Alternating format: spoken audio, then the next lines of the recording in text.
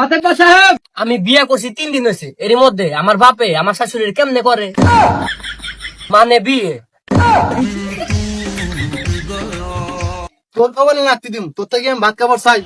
কি আসাদুল ভাই, কামটা করলি কি? আর আর শরম দিস না, হেও আমাকে চাইছে, আমও হ্যাক চাচ্ছি, সমস্যাটা হইলো কি? এটা কেবারে সম্ভব?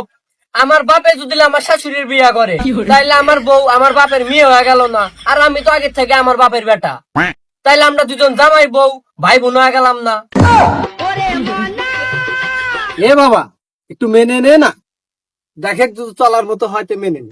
কেমনে মানায় নিব? আমার শ্বশুর বাড়ি আমার বউয়ের শ্বশুর বাড়ি একই জায়গায়, শুধু কি তাই, আমার বাপের শ্বশুর বাড়ি আমার শ্বশুর বাড়ি তাও একই জায়গা।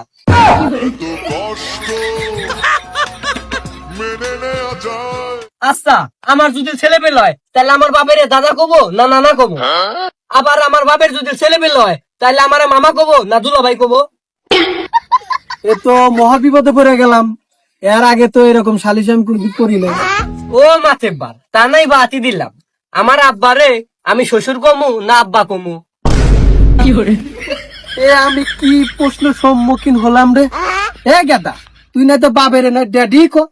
হ্যাঁ মাতেব্বার, আমি না হয় ড্যাডি করলাম, আর আমার বউ কি আমার বাপের শ্বশুর কবো না আব্বা কবো? আর তো কুলাতে পারলাম না,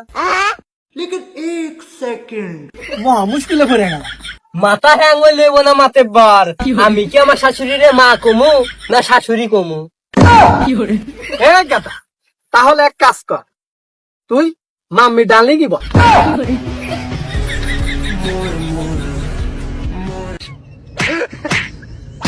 এ বাবা, একটু মেনে নে না, আমারও তো সংসার আছে, বাড়ি যেতে হবে।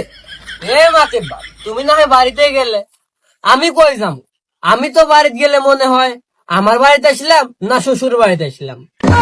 বিশ্বাস কর ভাইস্তা, আমি নিজেও জানি না। ও আসাদুল ভাই, তোমার সেটা তত্ত্ব মেরে দিই।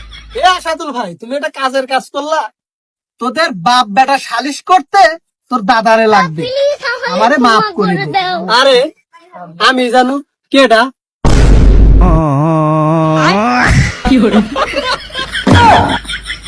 বাইগান।